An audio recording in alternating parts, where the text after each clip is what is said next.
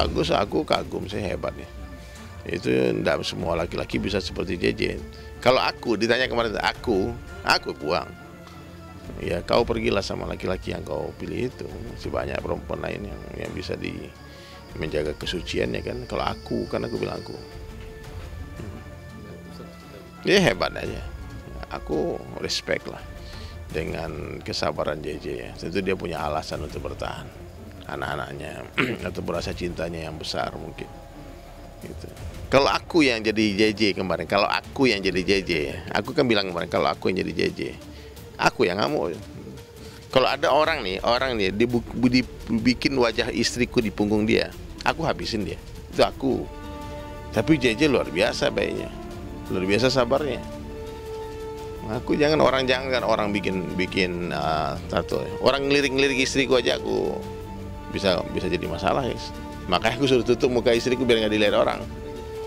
Gitu, makanya aku bilang dayus itu apa? Laki-laki yang tidak ada rasa cemburu terhadap istrinya. Itu laki-laki yang akan diharamkan mencium bau surga. Aku jelasin bang. Itu aku tidak bicara JJ, jangan sampai nanti clickbaitnya dibilang Dery mengatakan JJ dayus, yang begitu. Aku nggak bilang gitu ya. Aku bilang siapa saja laki-laki. Kita lihat banyak di TikTok tuh, di mana-mana kan. Perempuannya, istrinya disuruh mijit-mijit laki-laki. Dia yang kamerain. Ini bodoh ini. Nah, ini yang dayus nih. Istri peluk-pelukan sama laki-laki lain. Banyak viral, saya nggak sebut nama. Cari saja konten-kontennya siapa. Dikontenin kan dia pegang-pegang muka laki-laki lain. Bukan anak kecil, orang dewasa. Nah, maka inilah pentingnya agama. Ya, di agama ini ada batasan-batasannya. Nah, maka menikahlah dengan wanita soleha yang tidak melihat dan tidak dilihat laki-laki lain selain suaminya. Ya, kalau perempuan sudah membuka auratnya, mohon maaf ya, dia sudah kemana pergi tanpa suami, setan bermain di sana bang. Awalnya mungkin cuma curhat-curhat, nyaman komunikasi aja. Dan tetap ya dalam kasus yang viral hari ini kita tidak boleh menuduh siapapun berzina kecuali ada datangkan 4 orang saksi, kecuali mereka berdua pelaku ini mengakui perzinahan itu. Maka aku bilang klarifikasi aja. Kalau nggak ada bilang nggak ada. Kami cuma curhat-curhat aja. Tentu perselingkuhan tidak dibenarkan dilakukan oleh istri atau suami ya. Dan jangankan berselingkuh ya, ketahuan umpama suami tidak sholat umpamanya, atau istri tidak sholat, itu bisa menjadi alasan untuk seorang istri minta cerai ataupun suami menceraikan, bisa. Cuman apabila istri tadi menyesali perselingkuhan itu, dia khilaf, dia bertaubat, dia minta maaf, kemudian mereka bikin agreement, perjanjian, mungkin dengan memaafkan dia dengan alasan mendidik itu lebih baik daripada menceraikan. Mungkin dengan menceraikan mudarat lebih banyak. Ya, cuman persoalan hari ini kan perselingkuhan ini kan viral, satu dunia orang tahu kan. Ya.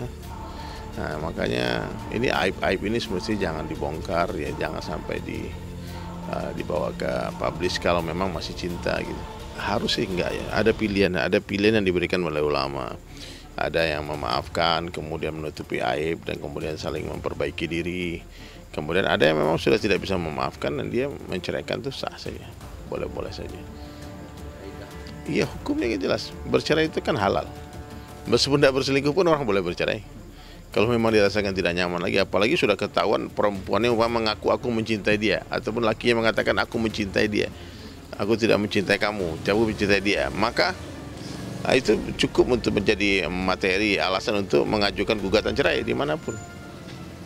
Gitu. Jadi aku rasa ya kita hari ini melihat banyak persoalan di media sosial kan, akhirnya karena cinta yang luar biasa akhirnya memaafkan, dan meskipun udah tahu istrinya berselingkuh atau suami berselingkuh ya, kita kan dalam Islam ini kan yang paling penting itu kan jujur, bang, amanah tuh ya. Kenapa di dalam Islam itu orang-orang ya yang mencuri orang yang mencuri itu dipotong tangannya, bang, itu bukan karena jumlah uang yang dia curi, tapi karena telah hilangnya sifat amanah tadi. Nah, jadi kalau seandainya pernikahan itu sudah saling mengkhianati, ya aku rasa tidak perlu sedih sih kehilangan seorang pengkhianat nih. contohnya kalian nih, siapapun. Saya tidak bicara nama di sini ya. Saya tidak bicara khusus tentang artis-artis yang bermasalah sekarang. Ini semua orang pasti punya masalah rumah tangganya kan. Jadi kalau kalian dikhianati oleh orang yang kalian cintai, kalian nggak perlu terlalu bersedih, santai saja. Karena kalian tidak kehilangan apa-apa, kalian cuma kehilangan seorang pengkhianat saja. Sementara dia yang kehilangan orang yang mencintai dia. Itu aja. Kalau dia bertobat ya boleh, dua pilihan. Tetap memaafkan dan terus menceraikan, atau memaafkan kemudian melanjutkan pernikahan dengan perjanjian. Ya. Kalau minta maaf kita maafkan. Nah, tapi kalau istrinya mengaku aku cinta sama laki-laki itu, aku udah berzina dengan dia, terus kamu mau apa? Nah, kalau kayak gitu dia kasih talak 3 juta, bukan 3 tak lain. Artinya di sini kebersamaan itu adalah kebersamaan kekeluargaan ya. Namun dalam kekeluargaan di sini aku bisa melihat ada luka terbakar. Yang jelas dengan adanya kasus ini, namanya juga keluarga, suami istri, dan terkena isu ini pasti ada aura panas ya. Artinya lebih kepada kayaknya dalam banget nih, aku bisa ngerasain auranya dia tuh sebenarnya terluka tapi nggak bisa berbuat apa-apa. Jadi menurut saya semua orang punya hak untuk menunjukkan sikap atau seperti apa dia di publik ya. Kita tidak bisa menjudge seseorang apakah dia berpura-pura, dia acting, itu kita tidak bisa menjudge. Tapi bagaimana memang hak seseorang untuk menampilkan hubungan mereka di depan publik, apapun alasannya ya, apapun proses mereka dalam penyelesaian masalahnya. Dan kita tunggu aja nanti hasil akhirnya seperti apa. Yang jelas menurut saya ketika mereka baik-baik saja depan umum, itu justru menunjukkan hal yang matang, hal yang baik, karena tidak memicu gosip baru gitu ya, atau memicu prasangka lain gitu, karena dia memperlihatkan hubungan yang damai-damai saja. Menurut saya itu justru sikap yang bijak. Saya sih pengen bersikap positif ya, kan nggak kenal orang ini ya, nggak kenal dia. Saya ngelihatnya lebih lebar dari sekedar hal yang cemet-cemet tadi itulah ya, yang receh-receh. Saya ngelihatnya malah kesiapan dia untuk menghargai, menghormati institusi perkawinan gitu loh.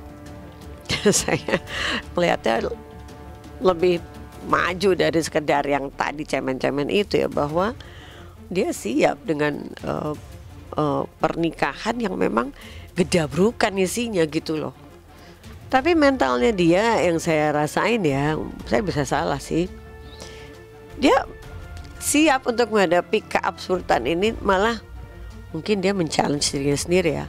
Bisa jadi sejak ijab kabul dia udah siap juga bahwa nih pasangan gue mau seabsurd apa nih, cikal bakalnya gue udah tahu nih kayaknya gitu ya.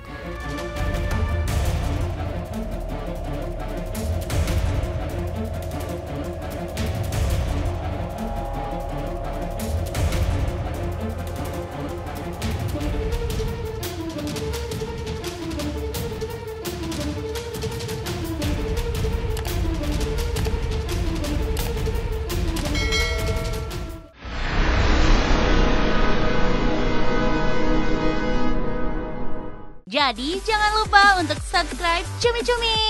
Ditekan ya tombol lonceng merahnya.